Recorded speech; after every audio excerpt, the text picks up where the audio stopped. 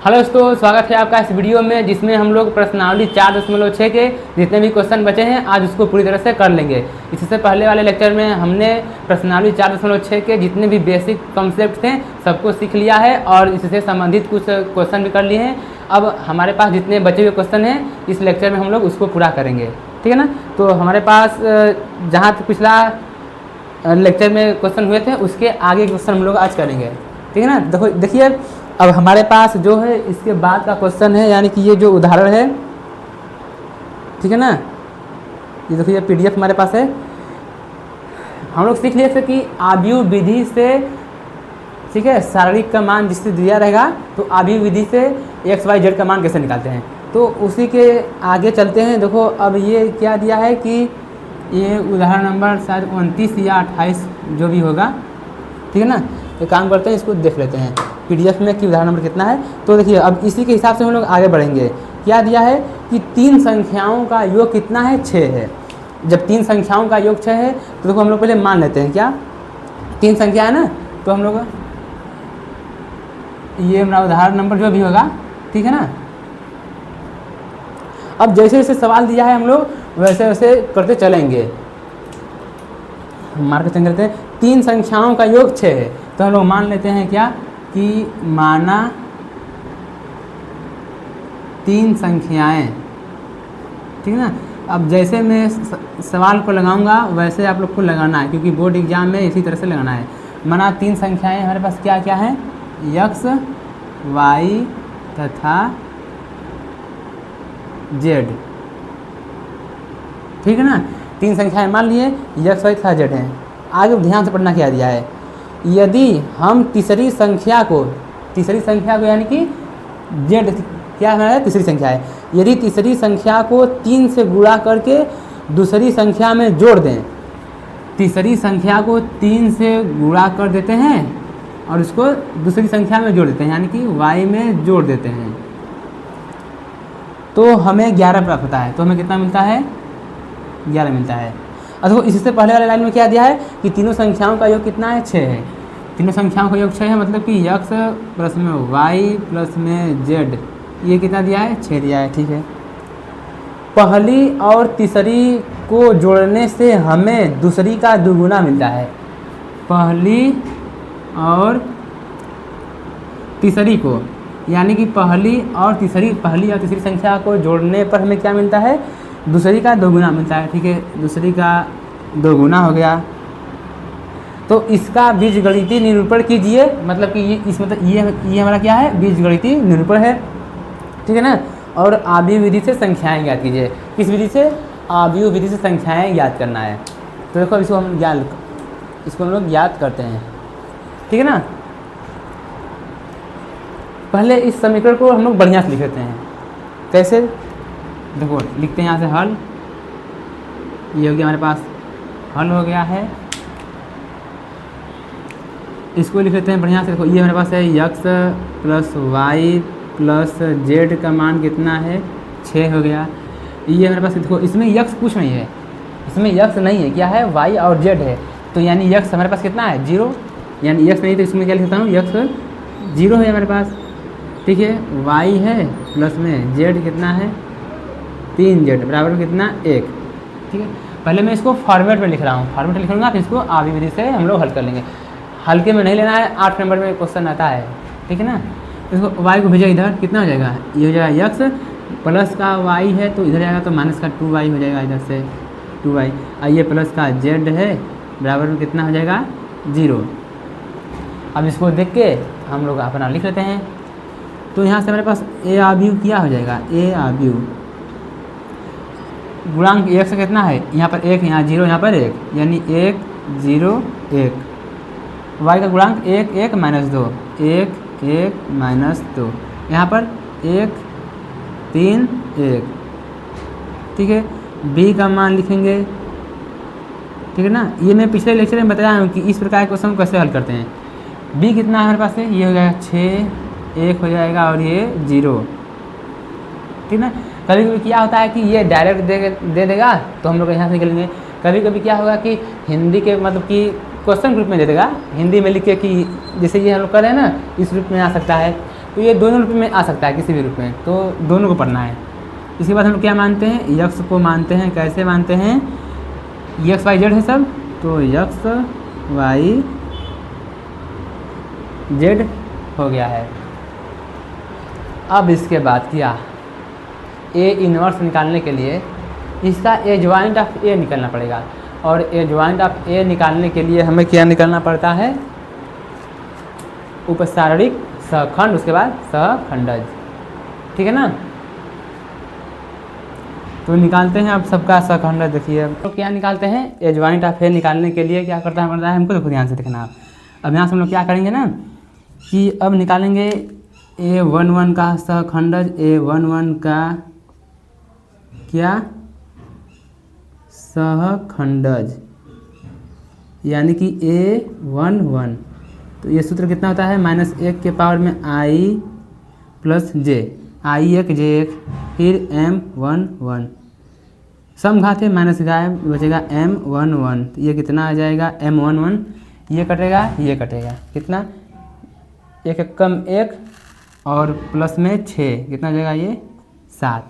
इसी प्रकार क्या निकालेंगे हम लोग, A2 का सहखंडज यानी A12, ये हो जाएगा -1 के पावर में i प्लस में j m12, विषम घात है तो माइनस बाहर m12, ये हमारे पास कितना हो जाएगा -12, यानी कि पहला पंक्ति, मतलब ये पहला पंक्ति दूसरा स्तंभ, पहला पंक्ति दूसरा स्तंभ, तो 0 -3 यानी कि -3, कितना हो जाएगा ये प्लस का 3 हो गया। इसी प्रकार A13 निकालेंगे, बस सिर्फ इसी में समय लगता है और किसी में भी समय नहीं लगता है, ठीक है ना। तो -1 के पावर में i प्लस में j m13, ये हो जाएगा समघात माइनस गायब m13, पहला पंक्ति तीसरा स्तंभ, ठीक है ना। ये लाइट बार बार आ जा रही है तो दिक्कत हो रहा है, पहला पंक्ति तीसरा स्तंभ, तो ये 0 -1 कितना हो जाएगा, माइनस में 1 हो जाएगा, ठीक है ना। कितना हो गया, ये माइनस में 1 हो गया है, 7 3 -1 हो गया है, ठीक है। ये स्क्रीन पे बार बार मच्छर आ जा रहे हैं, स्क्रीन पे मच्छर ना। अब इसी प्रकार निकालेंगे हम लोग A21 का सहखंडज, तो A21 हो जाएगा यहाँ से, ठीक है ना।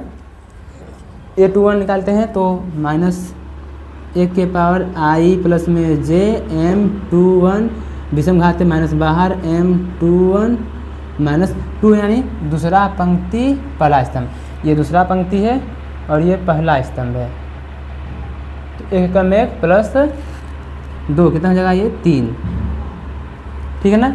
इसी प्रकार A22 का सहखंडज निकालेंगे, तो A22 हो गया, तो -1 के पावर में i प्लस में j m22 यहाँ से, ठीक है ना।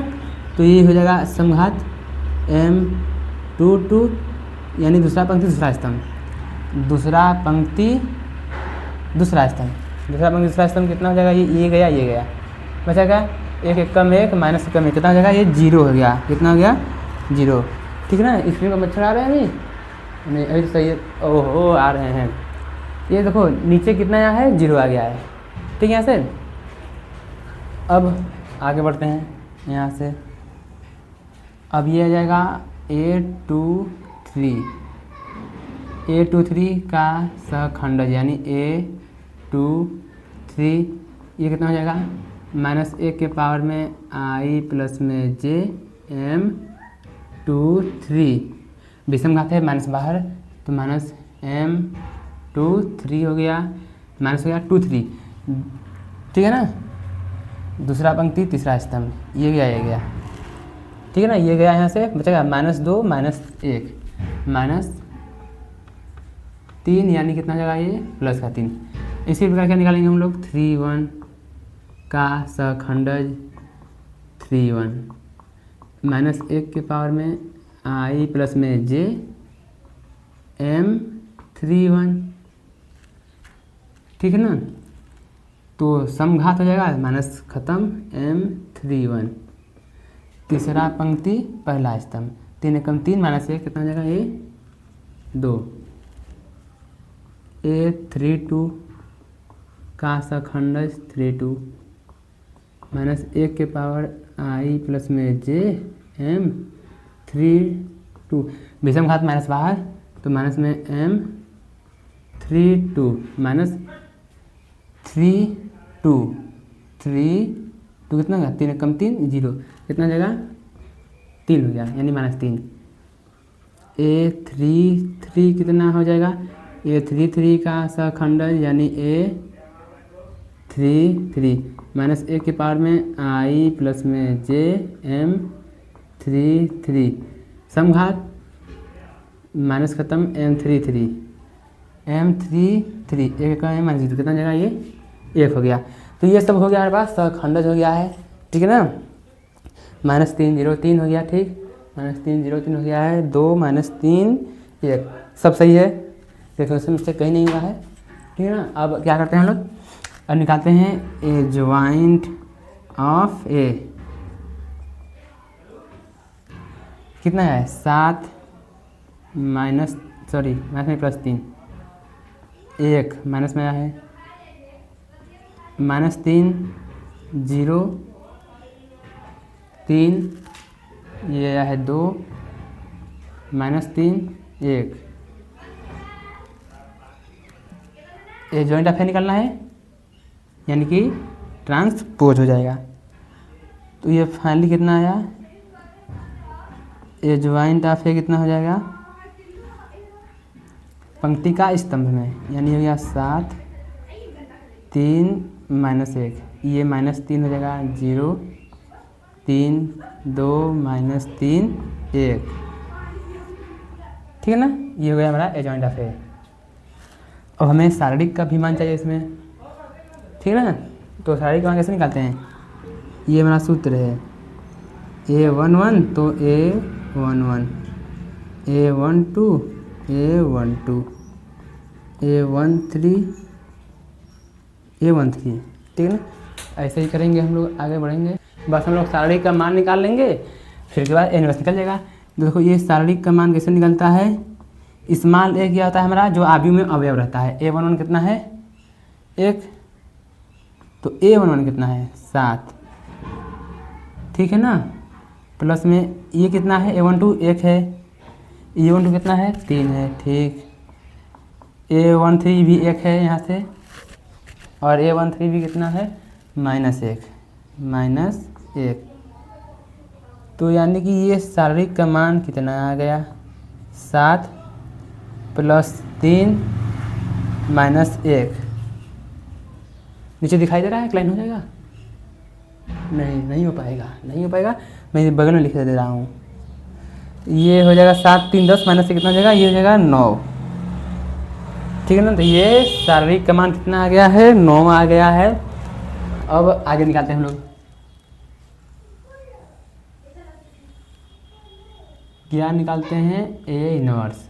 सूत्र क्या होता है 1/में शारीरिक का मान एडजॉइंट ऑफ ए होता है, यानी कि ए इनवर्स 1/, शारीरिक का मान कितना है 9, एडजॉइंट ऑफ ए कितना होती है हमारे पास, ये है 7 -3 2 हो गया है, 3 हो गया है, 0 है, -3 है, -1 है, 3 है, 1 है, ठीक है ना। ऐसे अब क्या मानते हैं हम लोग, अब हम लोग मानते हैं कि माना यक्स बराबर में ए इनवर्स बी, ठीक है ना। तो यहाँ से यक्स बराबर कितना हो जाएगा, यक्स बराबर ए इनवर्स जो निकाले हैं 1/9, ठीक है ना। और ये शारीरिक का मान 7 -3 2 3 0 -3 -1 3 1, बी कितना हमारे पास है, बी है 6 1 0। अब गुणा करते हैं 1/9 को ऐसे ले देते हैं, ठीक है, इसका गुणा करते हैं तो 42 -3 प्लस में 0, इसका करेंगे 18 0 प्लस में 0, इसका करेंगे -6 प्लस में 3 प्लस में 0, यक्स बराबर 1/9 हो गया यहाँ से, ठीक है ना। सब सही हो रहा है, इधर कहीं दिक्कत परेशानी। 42 माइनस 3, ठीक है। ये कितना हो जाएगा 39, और ये कितना हो जाएगा 18, ये हो जाएगा -3। कुछ अजीब नहीं आ रहा है, ठीक है ना। इसको एक बार चेक कर लेते हैं, क्रॉस चेक कर लेते हैं इसको, ठीक है ना। शारीरिक का मान हमारा सही तो है, शारीरिक का मान ये 9 भी आया है, ठीक है। यहाँ से ये 610 है, 6 सॉरी गलती पता है कहाँ हुआ है, बहुत भारी मिस्टेक हो गया। देखो गलती कहाँ हुआ है, बोला है कि दूसरी यानी कि तीसरी संख्या को 3 से गुणा करके दूसरी संख्या में जोड़ने पर योगफल कितना मिलता है 11 मिलता है, यानी कि 11 मिलता है, यानी कि 11 मिलता है। तो इसका मतलब समझे गया, ये जितना भी हम लोग अभी माथा पचीसी किए हैं सब इरेज करेंगे। सही है, इधर नहीं हुआ, नहीं तो फिर ये सब खत्म कहानी ठीक है ना। एक अंक मिस्टेक या प्लस माइनस पूरा सवाल गलत, ठीक है ना। तो ऐसा हमको नहीं करना है, सही से करना है। 7 छंग 42 हो गया, माइनस में 33 हो जाएगा, और ये कितना 0, ये 18 हो जाएगा, ये इसके साथ 0, ये भी 0, ये -6 प्लस में 33 प्लस में 0, ये कितना हो जाएगा 9, ये 18 और ये 27। तो यक्स का मान लिख लेते हैं, इधर कितना हो जाएगा, ये यक्स दिया है ना, यक्स वाई जेड,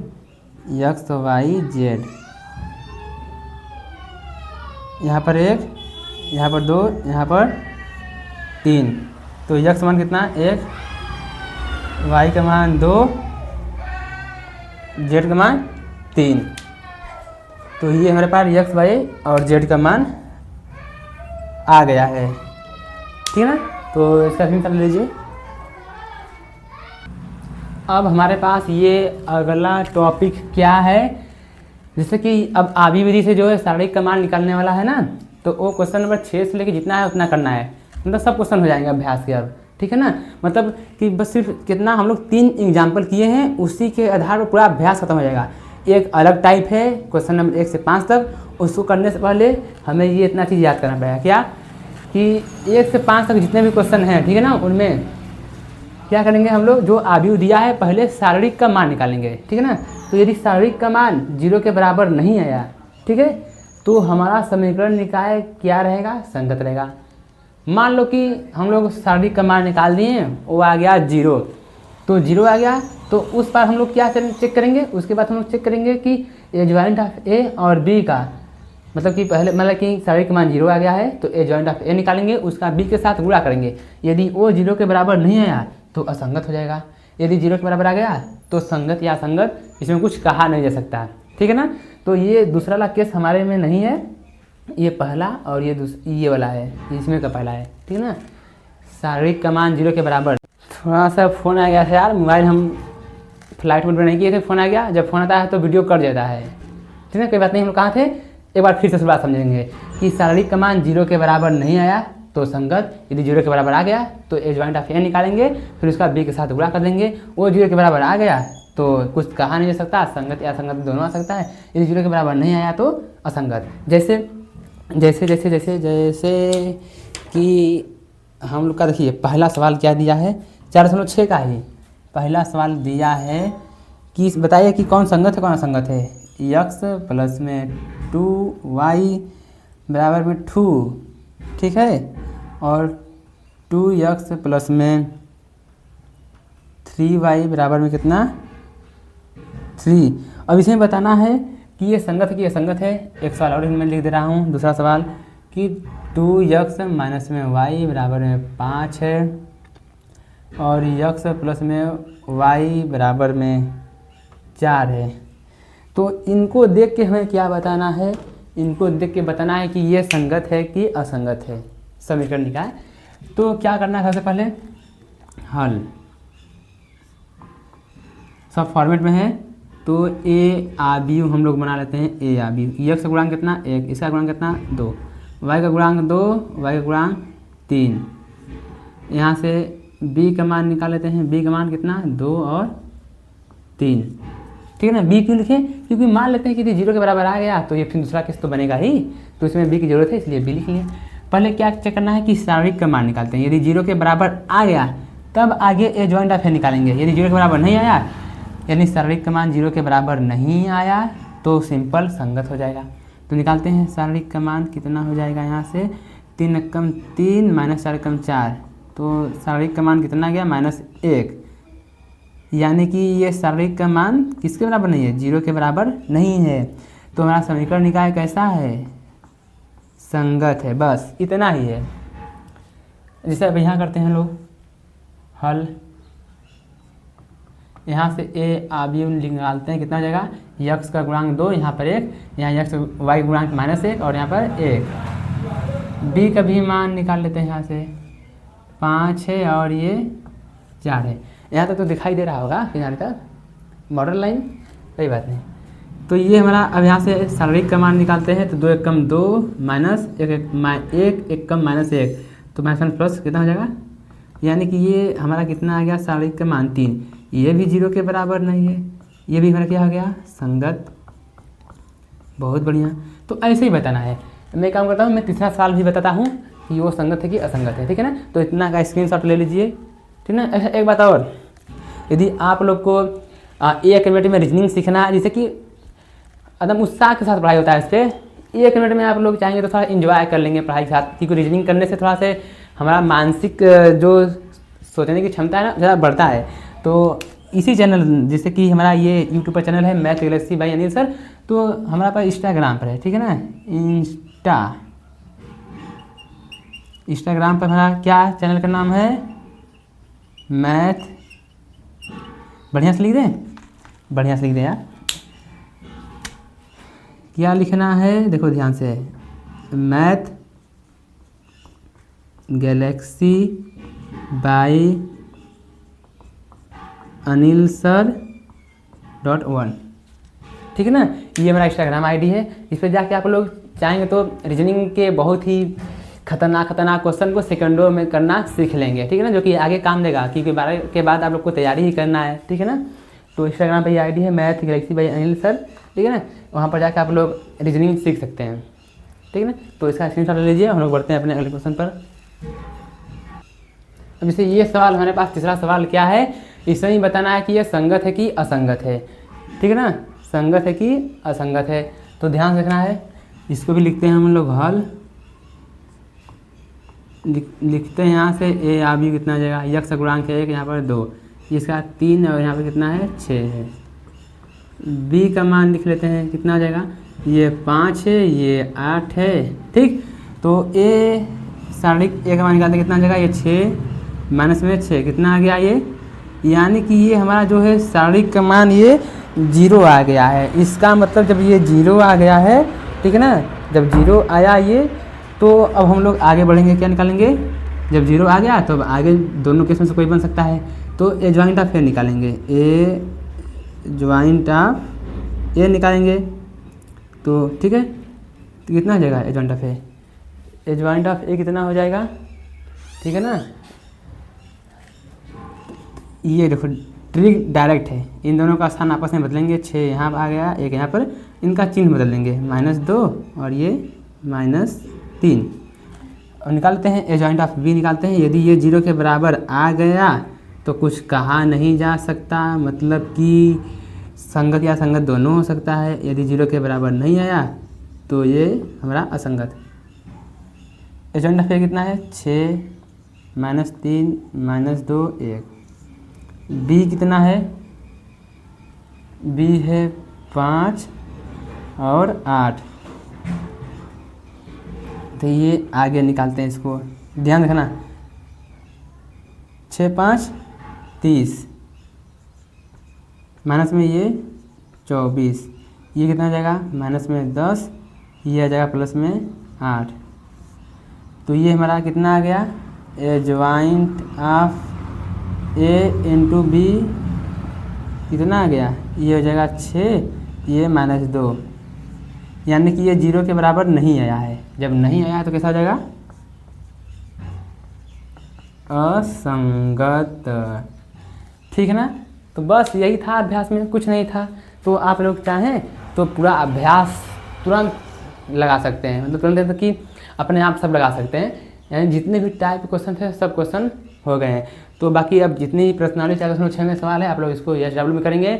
अब बचा विविध, तो विविध वही मिल के बना है, आप लोग विविध को भी प्रयास कर लेंगे। अब आप लोग कमेंट में बताएंगे कि अगला चैप्टर शुरुआत कौन से करें। 2 ऑप्शन आप लोग के पास है, या तो चैप्टर नंबर 10 सदिश बीजगणित चालू करें, या फिर 5वां चैप्टर जो हमारे पास है क्या है, वही अवकल समीकरण ऐसे कुछ होगा।